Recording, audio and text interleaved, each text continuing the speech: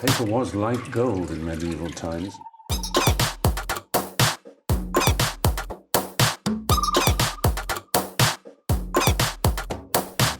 Oh, not tobacco. Sugar. That everything we thought we knew about the world might turn out to be completely wrong.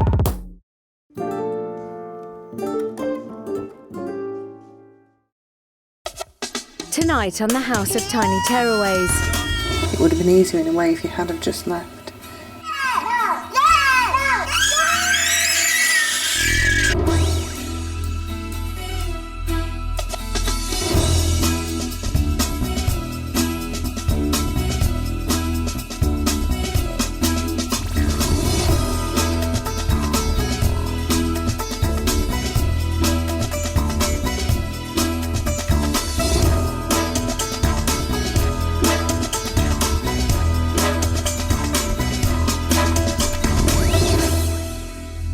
3 families, 2 days left and 1 chance to get it right.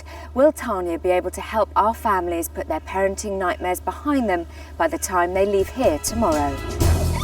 3 desperate families, each overwhelmed by parenting problems that have turned their toddlers into tearaways. They're going to be living here for just 6 days in the hope that they can turn their lives around. The person they're looking to for the answers is clinical psychologist Dr. Tanya Byron. Working with 3 families in such an intense environment is unlike anything I've ever done professionally before, and it is a huge challenge. I'm working with the parents, I'm working with their children, and I'm building a community. It's a tough job to do in a very, very short space of time. And for the families selected to be part of this programme, this is make or break. This is the House of Tiny Tearaways. First awake is Lisa Bailey and her 3-year-old sons, Corone and Cameo. Last night, Lisa got rid of the twins' cots and they slept in proper beds for the first time. Lisa chose to sleep between them in case they became disorientated. What's my name? Do you want a drink, darling? What's that? Yeah, what's that? All right, stay here with your bed and I'll get you a drink, yeah? Okay? You going to stay here? Yeah. Okay, thank you. Good boy. Thank you. I'll get you juice, all right? Hug, kiss. Thank You stay here. Mommy get you juice. All right? Gonna be a good boy today. Yeah. Single mum Lisa came to the house struggling with her unruly 3-year-old twins who were making homework a nightmare for her and their 7-year-old brother, Cairo. Tanya has helped Lisa establish a proper sleeping pattern for the boys and worked on her lack of positive interaction with them. But last night, concerned that she was not effectively implementing what she'd been shown, Tanya warned Lisa that her kids' behaviour could not improve unless she drastically changed her own. But what worries me, Lisa, is that we have conversations and you say to me, I understand, and you make an effort for a little bit, but I think you're just not getting it. I want peace. Peace. Well, peace. What's going on? Cameo, I can see you and the cameras can see you. Right, no fighting, otherwise no Cocoa Pops. Go and say sorry to Corone. Say sorry and give him a hug. Say sorry, Corone, look, Cameo said sorry. Oh, thank you, good boy. Look, Corone, Cameo said sorry. Look, he said sorry. No, you don't say sorry. He said sorry because he started. Lisa Bailey slept between the boys on the floor last night. Is that good or bad? That's great, that's fine. I think we have to remind ourselves as we're talking about progress with Lisa that on the behaviour front there's still a lot of work to do, but on the sleep front she's done extraordinarily well. And also, since she's been up this morning, she has really, really been positive and gentle with them, I think. Her mannerisms, her tone of voice, just the way she's speaking to them, the way she's interacting with them, it's very, very different to what we saw last night when she was sort of just dragging them into the bedroom, yelling at them and leaving them there. So I feel she's really taken some pretty tough talking on board. You're sending them out today. Why? Well, I think really to challenge Lisa. I think it would be quite easy to get into a bit of a comfort zone here because the boys really love the environment. They get a lot of stimulation from the environment, regardless of whether Lisa is interacting with them or not. And it will get her to focus on what, in essence, are very basic parenting skills, but I think fundamentally skills that Lisa has to get her head around if she's going to leave this house feeling that she's achieved something. But I want to up the ante because I'm so concerned that we're on Thursday now and she's still very readily lapsing back into old habits, which are then kicking the boys back into old behaviours. So I feel today I'm going to see if she can pull it all together and and make it work for herself and her boys.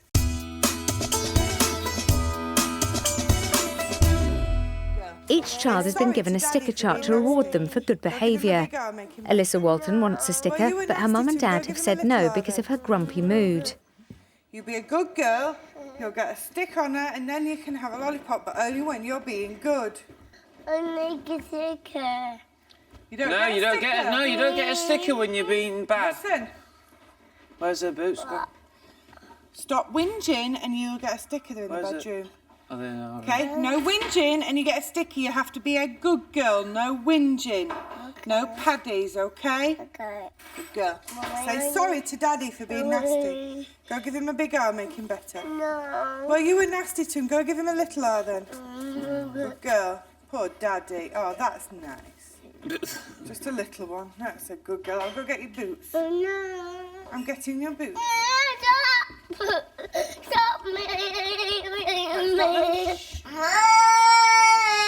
2.5-year-old Alyssa Walton's disruptive sleep pattern was proving exhausting for Mum Liz and Dad Giles. Dramatic progress has been made, with Alyssa now going to bed on her own without a fuss, and last night she slept without a dummy for the first time.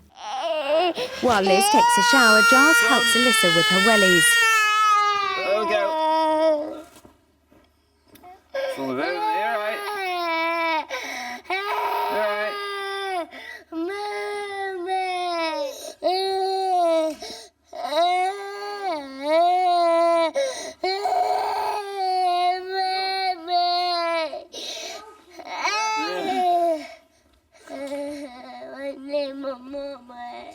When Alyssa Walton arrived at the house, she wasn't able to sleep through the night without her mum on the floor next to her. Intermittently throughout the night, she would have big tantrums. How did she sleep last night, bearing in mind that the dummy has gone? Yes, I think it's really important to remember that Alyssa's sleep associations were bottle, dummy, mum on the floor. And last night, for the very first time in her life, she was put to bed without a dummy. She was left in that bed awake, and she settled herself off to sleep. It was a really, really good night, and I'm glad that Elizabeth had the courage to say, yes, we'll get rid of the dummy. I need my mummy. Mummy's having a shower, she can't hear you. Do you want to go to bed? No, I need mummy. Do you want to go outside? No, I need my mummy.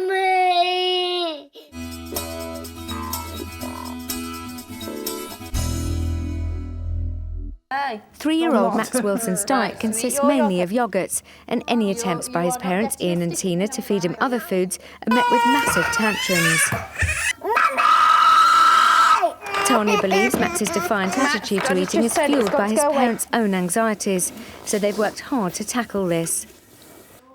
Alyssa is tucking into some chocolate biscuits, which he's keen to share with Max.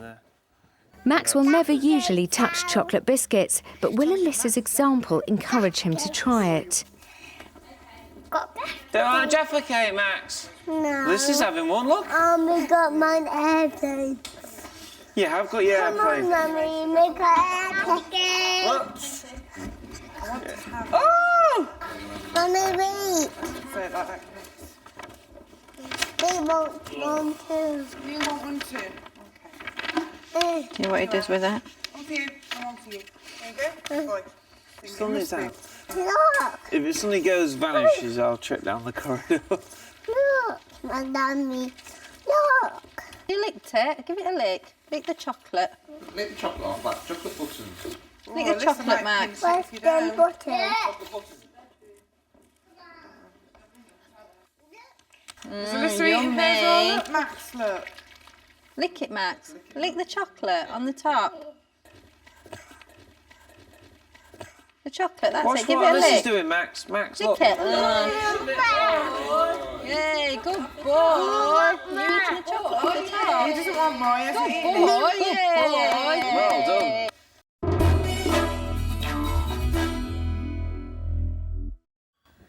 Whilst Alyssa plays with Max Wilson, Giles and Liz Walton have joined Tanya for a consultation.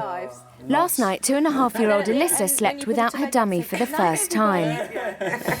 So, bed, sleep, last night was unbelievably remarkable, actually. She was tired and was trying to go to sleep from lunchtime onwards, and I think that was a big help, that she really was tired. Yeah. So I'll just go through the stats with you. Just to remember that on the very first night of sleep training, Giles, which was your night, it took you 36 returns in 52 minutes to settle her, and then you needed to return her 10 times in the night. So in total on Monday night, it was 46 returns. On Tuesday night, it was only 12 returns, which was 2 at bedtime and 10 in the night. And then last night, it was 34 returns. It was 1 at the settling and then 33 in the night. But we've got to remember she didn't have a dummy. Now, this big block here, you had to return her 27 times in that block there. And you did really well. Did you find it hard? Yeah, very. Tell me. I think I knelt on the bed with my head at the foot of the bed and I was crying and it was just awful and I felt really cruel and I just felt that she was just being literally left with nothing and she didn't know what to do. And so I just felt guilty all over. Why didn't you comfort her? It would have given in to her. And it would have made her? It would have made her awake longer, it would have made her more clingy, and I knew she's got to learn. You'd have been back on the floor. Yeah, exactly. And how do you feel this morning about it all? I feel it's part of all this separation thing of, you know, letting her be a separate person. And how is that for her, cutting the umbilical cord? She's all right, because she doesn't know. How is it for you? It's just not nice, because I need another baby to cuddle now. It's just She's not nice. my baby, yeah. Tell me, because I think you're putting a brave face on it, but I actually think you're breaking your heart about it at the moment. She's my baby. You're not looking happy this morning at all. You're looking she's very my sad. baby, and I feel I'm making her grow up, which she is, because she's 2.5. But with this sleep training, do you feel like she's being ripped away from you? Yeah, because she doesn't need me, I suppose. So it's less about what we're doing, it's more about the fact that although this is progress and this is great, intellectually you're very pleased with this, but emotionally this must feel like rejection to you. Yeah, because it's the knowing that when she's like that big period in the night last night, when she does wake up and she's crying for me, I don't actually have to go because she doesn't actually need me. When you were a teenager, you went through a period of depression. Yes, I did. Do you think that experience has had quite a profound impact on you, just not wanting there to be emotional pain around at all because you know what it's like to feel really, really low? Possibly. How old were you? I was about 15 I started, and I don't know why. I think it was part of growing up. You know, my hormones were everywhere. I had a perfect life. I had the best family in the world, very loving, and there was no negativity, there was nothing bad happening in my life. And I don't know why. I seemed to crave to do the things that were, you know, and hang around with the wrong people and everything. And I seemed to want to do that, and I don't know why. When you talk about your childhood, you say it's perfect. Yeah. Can you explain to me what you mean by that? I don't think I'd ever heard a swear word till I was about 15. Arguments? Conflict? No, never. We had a really great time. My brother came along when I was 10. And we had fantastic holidays. I had an extended family, very loving all around. I wanted for nothing.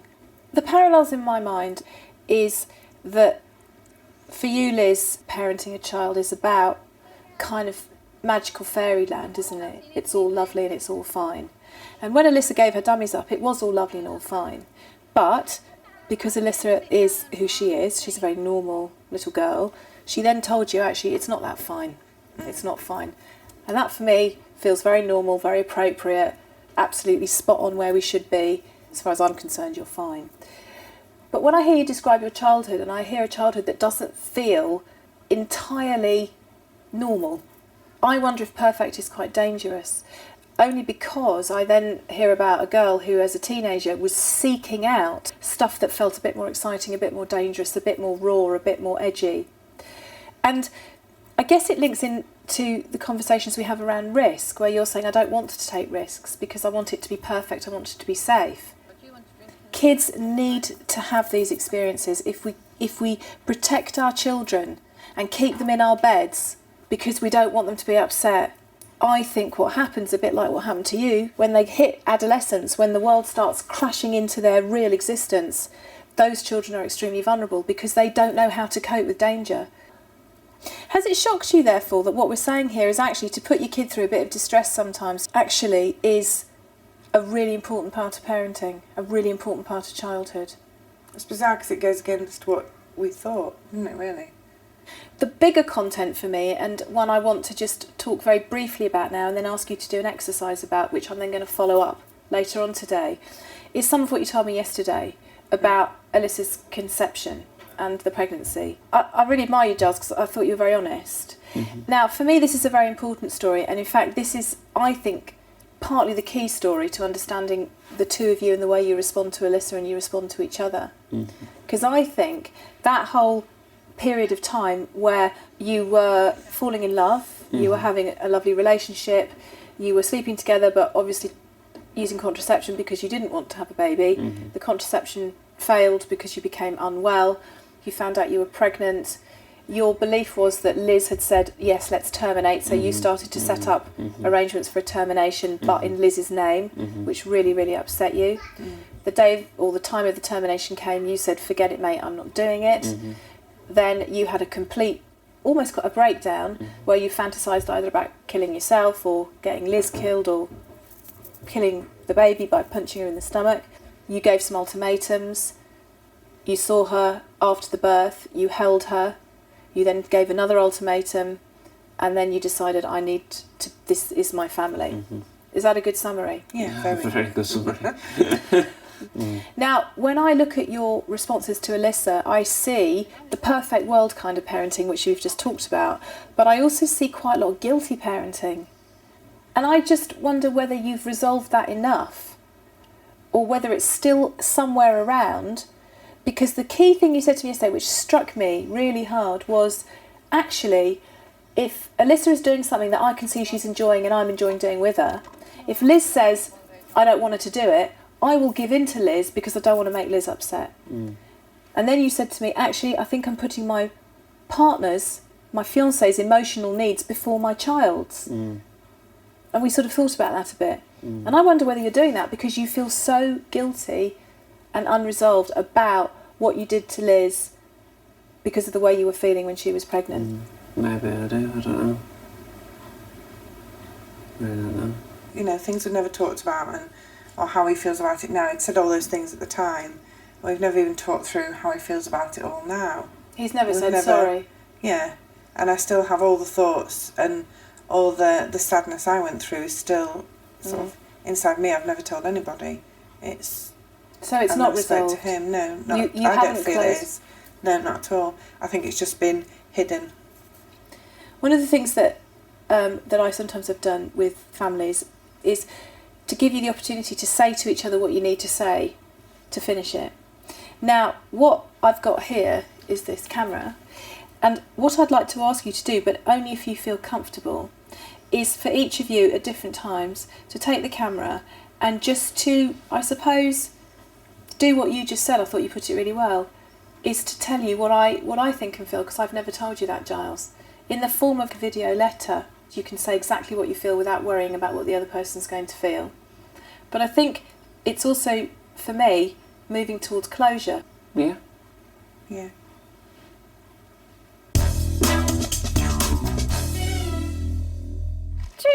Well done. The Wilsons are making jelly as part of their programme to overcome Max's dislike of getting messy. Taste it, it's juice. Taste it, it's juice. Look at your fingers, look at your fingers. Good boy! Yay! We're going to put them in the fridge and then we'll watch them set. Yeah, we're going to have them at tea time, aren't we? And they're going to set and they're going to go all wibbly wobbly. When the Wilsons arrived on Sunday, they brought 140 of Max's favourite yoghurts with them. A week's supply. To make room for the jelly, and now that Max is eating other brands of yoghurt as well as some solids, Tina has decided to empty the fridge. Max, could you come and help Mummy do something? Yeah. Could you come and put all these yoghurts in the bin? Why? Because you're too big to have Winnie the Pooh yoghurts now. You're going to have big boy yoghurts. No. Like these ones. Yeah. Put them all in the bin. Why? Because you're having big boy ones now. Yeah, Yeah, well, you have to put all these ones in the bin first. Eat them. Yeah, put all these ones in the bin then. What for? Rip them. Rip them. Yeah, like this. Yeah, and then chuck them in.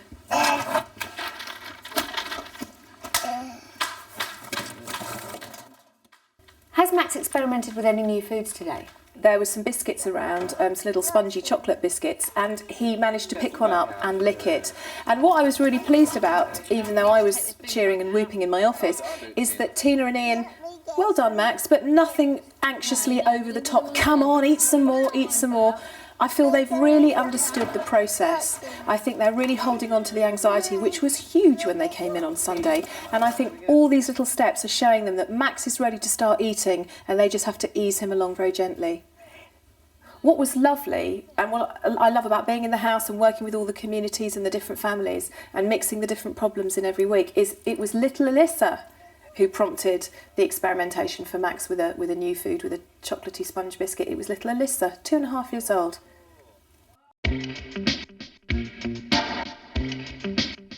Don't do that. Don't do that. Don't do that. Don't do that. Don't do that. Don't do that. Don't do that. Don't If that's a bit dangerous. While the Bailey boys play outside, Mum Lisa has joined Tanya in the consultation room. Well, first of all, I just want to say to you, you've woken up in a really positive mood. Yeah, I have. I've noticed that. You look really different. Okay. You actually look Because it's gorgeous. the makeup. Well, I just think you've put yourself together on the outside, and it feels like you've done that on the inside as well. Yeah, I do feel a lot better. I thought I was okay. Obviously, the other mornings I was waking up, but maybe I wasn't. But this morning I feel different, and I don't know why.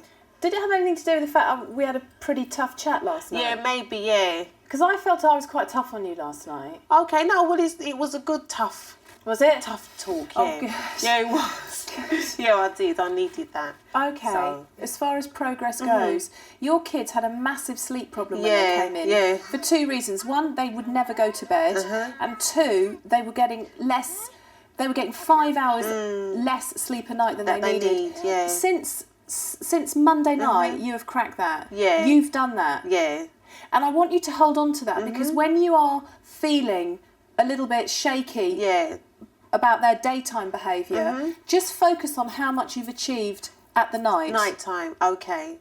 Yeah, really, that's doing something positive, isn't remember it? what the night times used to be like with those two. They used to be bashing each other's heads off the cot, screaming. You'd be screaming, they'd be crawling around. Yeah. They now get into their pyjamas, go to bed, have a story, give you a kiss and go to sleep. They love it. They love bedtime. But you did that, Lisa, you did that. I know. You're better than you think you are. Yeah. So guess where I'm sending you today? Where are we going? To the supermarket. Okay, that's fine. I'm ready for this. I'm going to be... Okay, to the supermarket. Yep. Then you're going to have lunch. Okay. And then you're going to the museum. Oh, lovely. Usually if I know I've got to go somewhere with the twins, just me by myself, I'm thinking, oh gosh, but I'm ready for this. Yeah. Do you know, I'm going out there in a different kind of, way. I'm not going out there being negative. Girl. Can I take the pram or I can't? Well, what I'm going to do now, in a second, Yeah. we're going to grab our coats. We're going to take the boys into the garden with us. Yeah. With your buggy. Okay. And I've got 2 reins, the wrist reins. Oh, yeah. And I'm going to, just with you, plan ways in which you can use these reins as a form of time-out if they don't behave. Okay. What we need to just work out is which one goes into the buggy and which one walks. Yeah. Which one doesn't like the buggy.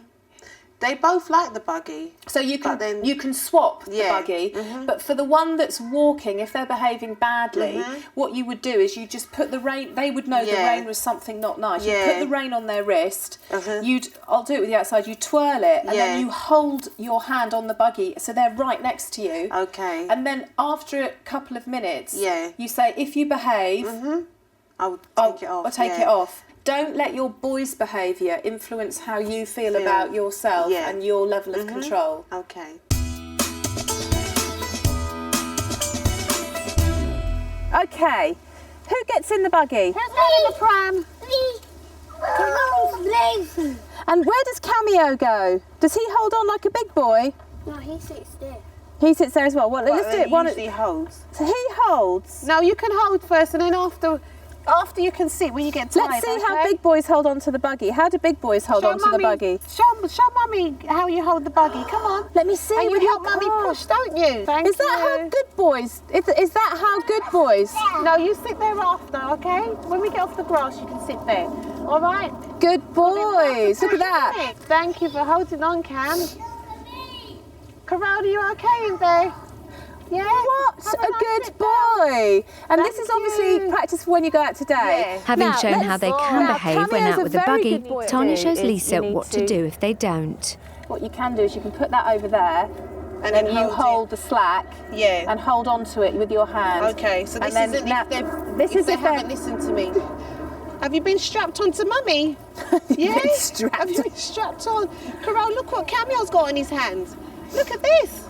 Look at his special lead. Look at all those colours on there. Training. Good boy. Yeah, Cairo. Now, what I would say is, good boy. If you're getting one of them on the floor, I'd put them in the buggy, strap them in, and then make a fuss of the two that are being brilliant. Okay. So keep using the reins because he'll get used to them eventually. But if it becomes a massive fight, you strap him in, but he then has to stay there until you let him come out. But you ignore him and you give these two a huge amount of praise. Yeah, okay. And then when you get him out, when he's calmer, you can then try again. Yeah. It's the penultimate day at the House of Tiny Tearaways, and Tanya is making huge progress with 3 sets of parenting problems. Lone parent Lisa Bailey was struggling to cope with her 3-year-old twins Cameo and Carone's boisterous behaviour. Tanya has helped Lisa to be more positive and assertive with the boys, and after a faltering start, progress has been made. Liz and Giles Walton were left physically and emotionally exhausted by 2.5-year-old Alyssa's erratic sleep patterns. Huge progress has been made, with Alyssa now settling with little fuss and staying the whole night in her own bed. Improvements have also been made with Mum Liz's overprotectiveness towards her daughter. 3-year-old Max Wilson's diet was so restricted that he refused to eat almost anything but yoghurts. Over the week, small but significant breakthroughs with food have been made, and Max's parents, Tina and Ian, have learnt to be more assertive and control their own anxiety around the meal table. Still to come.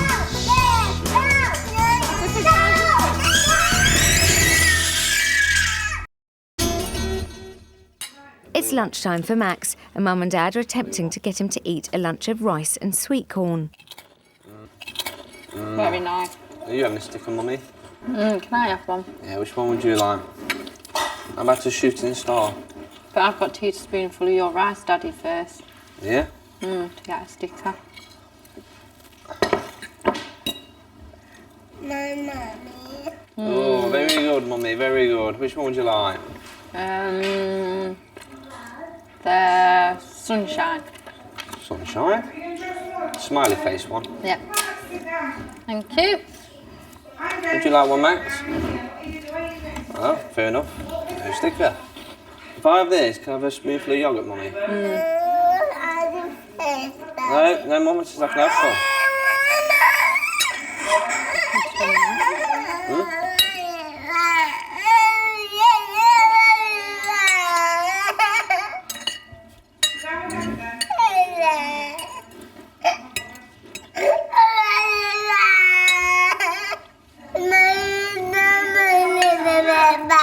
Can I get myself one?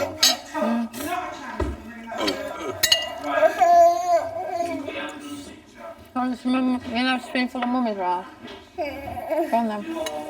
And then you can have your yoghurt. Come on. No, thank you. Yeah, yeah. There you go. Open. Good boy. Swallow it. If you spit it out, there's no yogurt.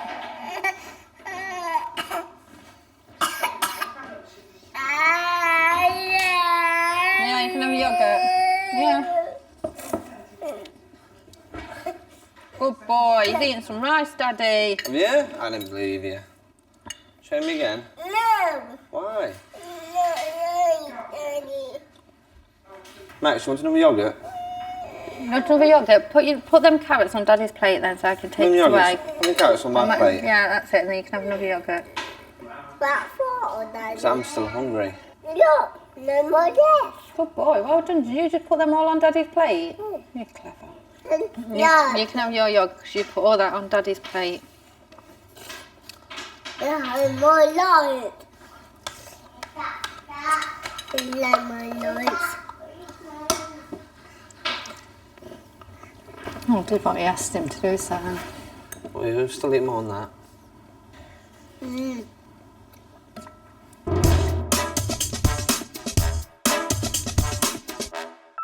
The Bailey family are going on a day out so that Mum Lisa can practice the techniques Tanya has taught her out in the real world. Tanya believes Lisa's negative parenting and tendency to shout at the twins is driving their bad behaviour. So today she's got to stay in control whilst not losing her temper. I just need to try and keep calm. You know, try and control the situation. I'm just going to do it, practice it, see if it works. But the twins are already testing her. Okay, no touching buttons. They're the driver's buttons. Right. No, Cameo. Move your hand from there, thank you. Move your hand from there. Cameo, I said no. No, leave those, please. Give it to me, please. Right, I'm going to count to 3. No, don't throw. Turn it off. Okay, thank you. Good boy. Stop touching that now, Carole. No. Wait there, boys. Having survived the journey, Lisa's got to take the twins to a hold on supermarket, first. an Hold on activity here. she normally dreads Hold because the Cairo's twins hand. run riot. Good boy. Tanya's Come on, told her let's that if go. she's calm, firm and sets clear boundaries, all of this will change. But can Lisa put the advice into practice? Look, listen, darling. Look, can we get it later? Put it back. Right, give it to me. Give it. I'm counting to 3. 1, 2, 3. Right, I'm taking it from you now. Right, you're going to get a sad face when you go home. Let's put it back. Come on. He's really upset. The more I speak, the more he may cry. So I'll just... And he's gone again. Come back here now. 1, 2, 3. You do not run away when I've told you to come, okay? All right. For the first time, Lisa doesn't lose her temper, and slowly but surely her calmness gets results. Hand on here. Thank you. Thank you. Good boy. Come here, Carole, this way. Hold on. Thank you. Put it in the basket. Good boy. Thank you. Come on, ready to go. But after success at the supermarket, Lisa now faces another tough test as the family head to a science centre. She'll need to be creative and confident in her parenting to keep everyone interested, involved and enthusiastic. No, Carole, come back. Well, we're here. Should we look in here? Wow, ain't that fun? And isn't it fun? I'm going to play with Cameo. Hey, look, Cameo, Carole's coming. Are you doing it all right, Kai? Wow, look at this. Oh, my goodness. Do it again, Kai. Come on, we got to go. Yeah, there's loads of other things here. Look. Wow. Let go. Whoa, magic. They're doing really well. They're enjoying themselves so much. You know, I'm pleased with them and I'm pleased with myself. I haven't shouted or anything. Help me! Help me! Come on, round. Let's spin it round. Help me! Come, Carole. Cameo. Carole's coming to help us. Good boy. Thank you, Carole. That's it. Go on, give it a big, big spin. Whoa!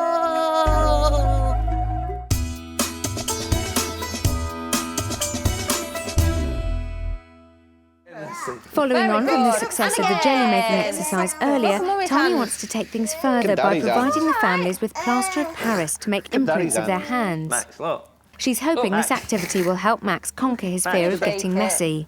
Max, Max, good that is. Oh, I feel lovely that does. It's good, isn't it? Like soap. Like Is it soap, like yeah. Like soap. Go put some on Daddy's face. Like he's washing his face. Like soap. Look at your hands. Put some more on there. Can you squish it in your fingers, Alyssa? Is it dirty? Can you get some more? Yes. No, don't shake. Please don't shake. Put your hands in your mummy's. Alyssa, come here. No, come here. No. Wipe it on, Mummy. Max, do this on the mat, look. Can you make handprints? So you wipe it on it for Mummy. Come here, let me see your hands. All right. Yeah, we might as well like that. Mine isn't. Mine's dry on my hands. So I'm going to push his hands in it. Right, come and put your hands in this then, and then Mine's we'll go and about wash set. them. Do I put mine in then?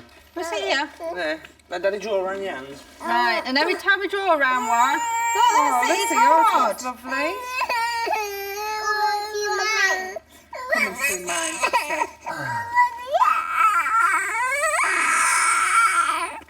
Very determined daddy there.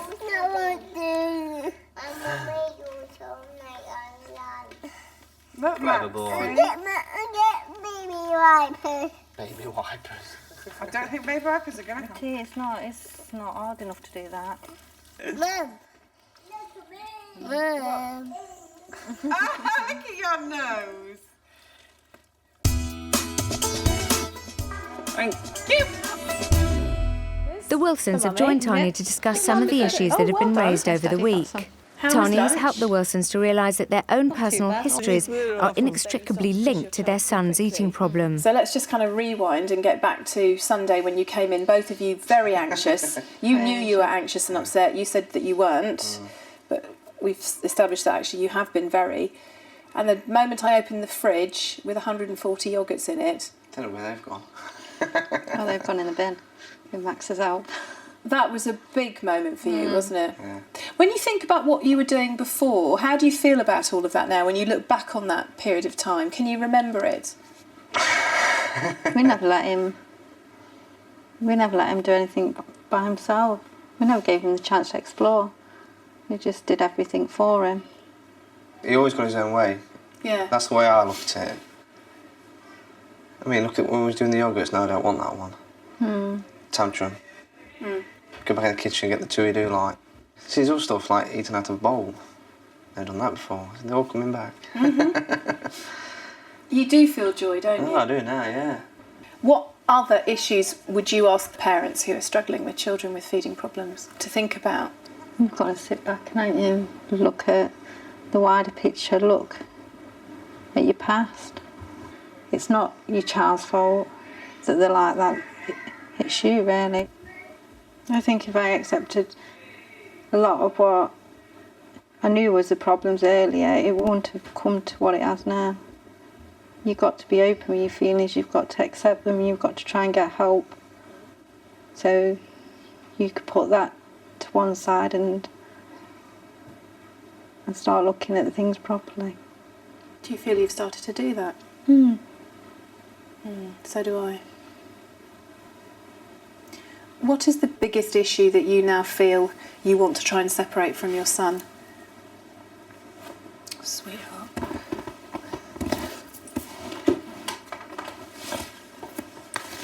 Yeah, darling.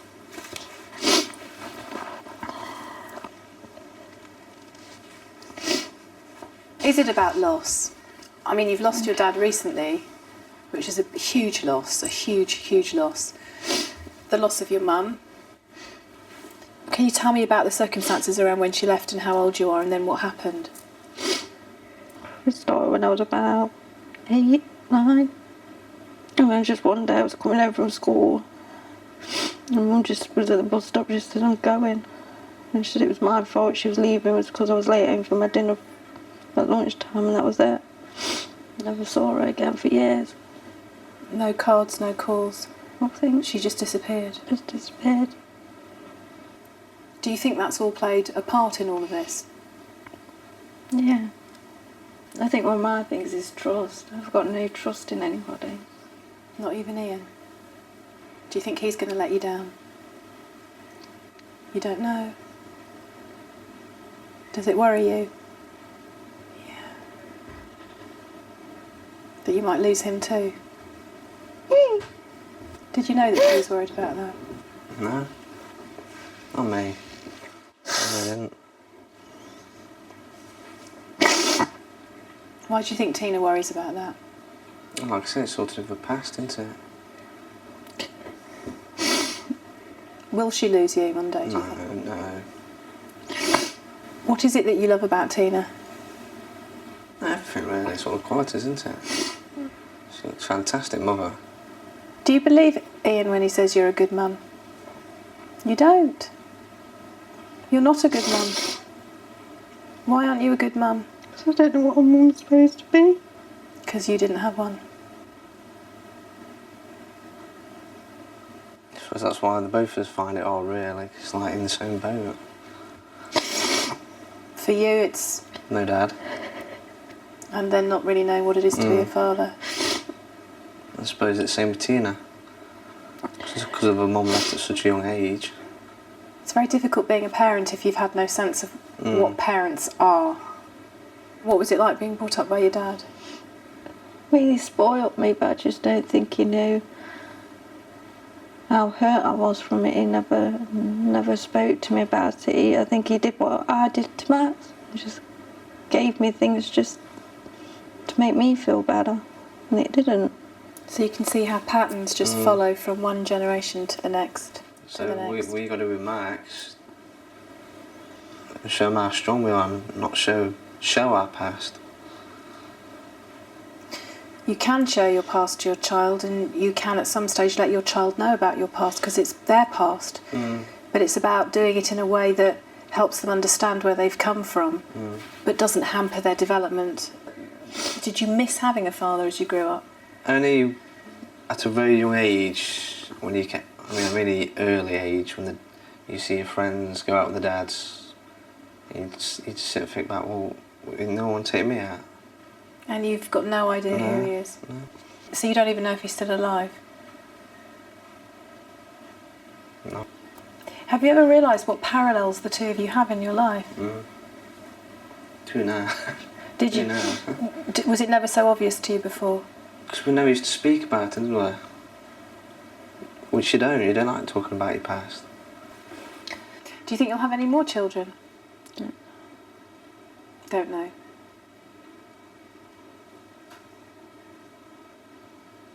Well, I like one, but it's up to Tina. I like another child, definitely. But it's up to Tina.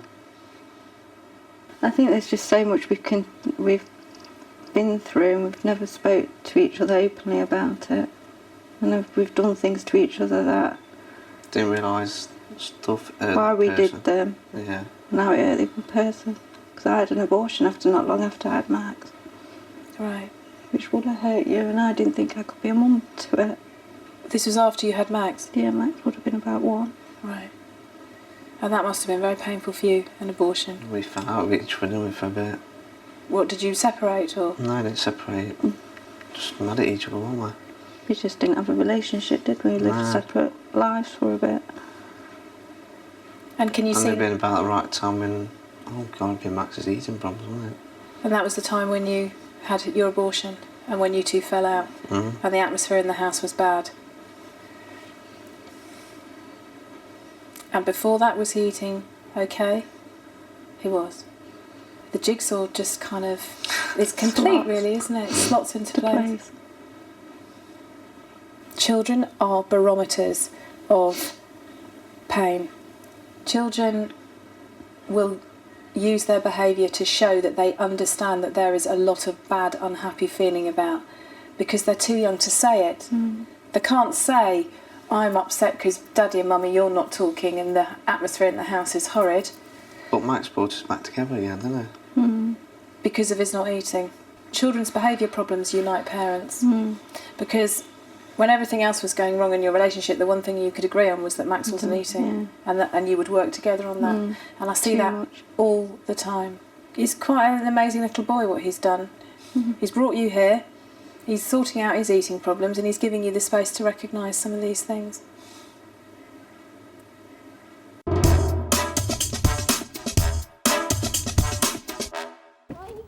The Baileys have returned from their trip, and Tanya is keen to find out how Lisa got on. Hello. Oh, gosh, hello.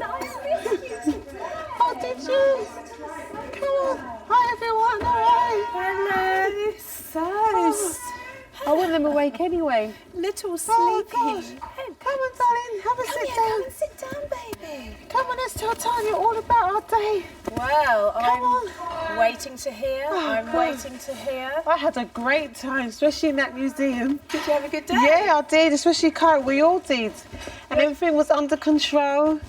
You know, no shouting. Not much telling off, actually.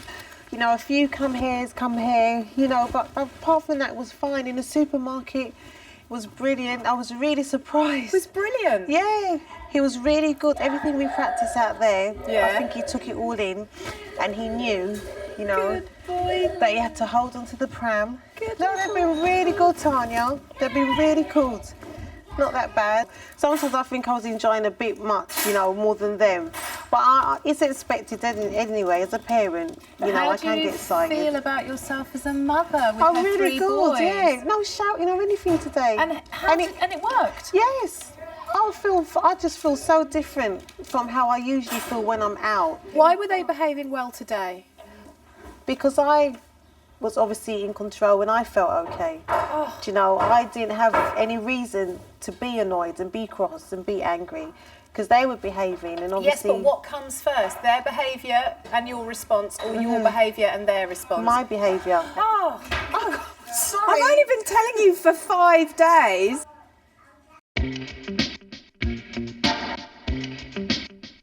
Max and Cameo are at the dining table waiting for their dinner.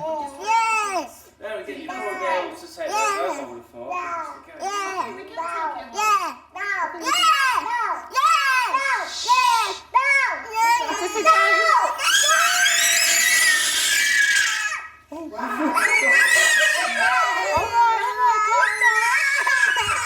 All right, no more. He's getting upset. No more.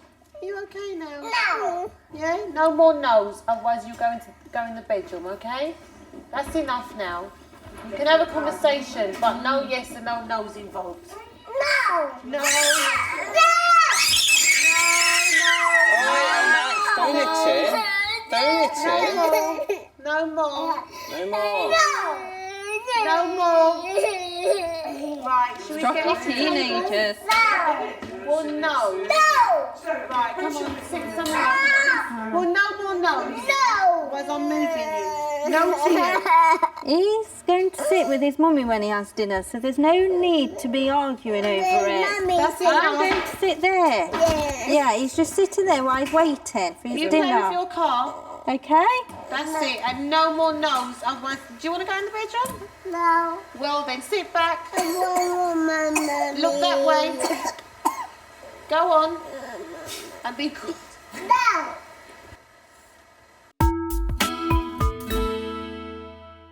Came to it. Earlier, Tanya asked the Waltons to record know, video letters freaked to one out, I another. suppose. They've never properly discussed Giles's negative reaction when he found out that Liz was pregnant. And Tanya We're going hopes to it will leave help him in to here now for you. behind We're going to them. go home. They've and now we'll joined her in the unpack our- consultation room. You did your video letters Yes. to each other. Well, shall we have a look? Yeah, let's. Yes? Okay. I had to try and accept that you wanted me and not our baby. And that is not easy. And all my fears and all the excitement, I couldn't share it with you either, and I couldn't be happy with you because I couldn't show that I was happy about having a baby. I couldn't be proud. I couldn't just be pregnant and be happy about it because you didn't want it, and I couldn't show you how I felt. I couldn't tell you or be happy or talk about baby things when you were there, and you were there all the time. You wouldn't leave me either, which is just as bad, because if you wouldn't leave, how I couldn't get over you because you were still there all the time. And I felt that you were doing it because you had to, because it was your duty to be with us. And I've told you before now that sometimes I feel like that now, that you're here because you feel you have to be, because it's the right thing to do, not because you want to be, and not because you love us or anything. Right. Yeah. Did you understand all that? Mm-hmm. What's the most important thing you want Giles to hear?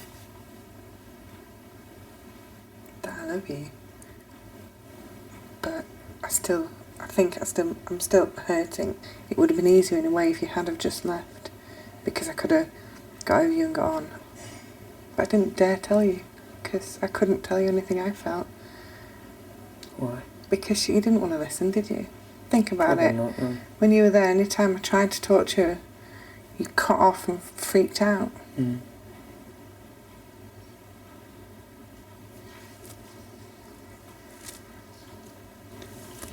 Do you want to hear what Giles has had to say? Yeah. I can't think of a life without Alyssa. All this. She gave me 2 ultimatums. The first ultimatum was obviously to be with her through the actual pregnancy. And I'm glad I did. I stayed for that. I'm also very, very glad when she gave me the second ultimatum of being with Alyssa. And I'm glad I chose to be with her, be with Alyssa, and become part of a family. I love them. There's no words that can describe how much I love them. I want our relationship, marriage to succeed. I don't want it in 2 years' time to fall apart, you know. I don't want that. I want to always be with them. I want to always be the dad. I want to always be the father. Through bad and good, you know. I feel we have a very strong relationship, and I feel it will always succeed. I don't know, I just love you, and I love my family.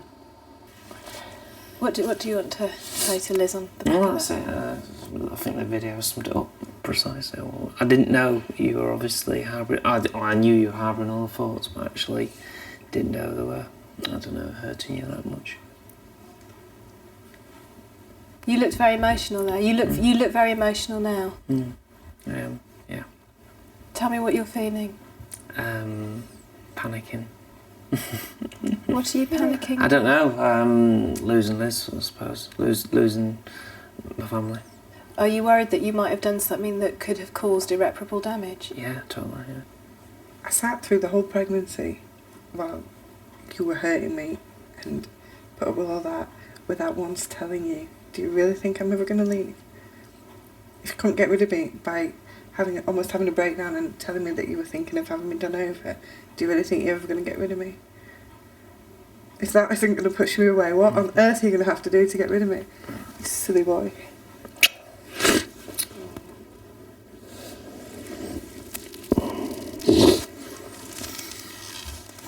I'm not going anywhere. You know that. But you should know that. Okay.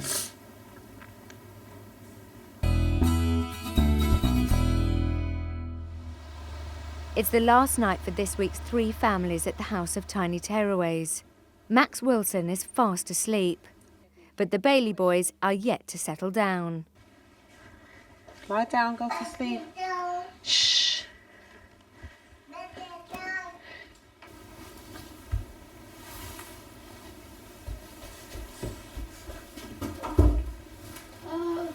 I'll leave the door open. It's because you've been to bed late today. Too much going on tonight. All right, darling. Naughty. Naughty. Naughty. Naughty. Into bed right now. Come on. Into bed. I'm going to close the door. Lie down.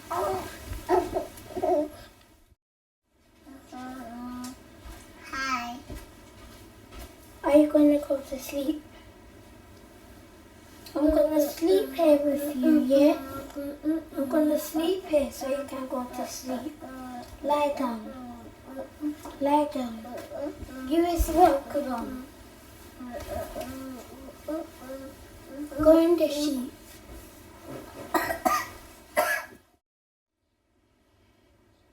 Cairo's presence seems to have done the trick, and the twins have finally settled in their beds.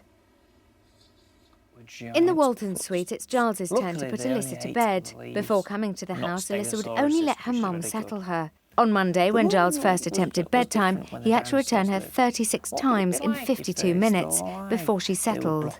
It's just as well that only their dusty old bones are left. The end. Okay?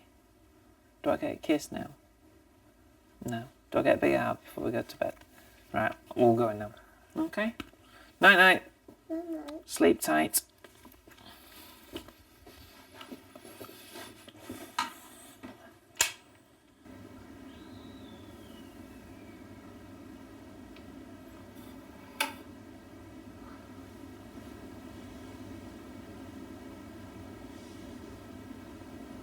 After just 2 minutes of settling, Alyssa falls asleep by herself. A first for the Walton family and an incredible result for Giles. Tomorrow on the House of Tiny Tearaways. We're going to be grown up, aren't we? And respect each other equally within every part of our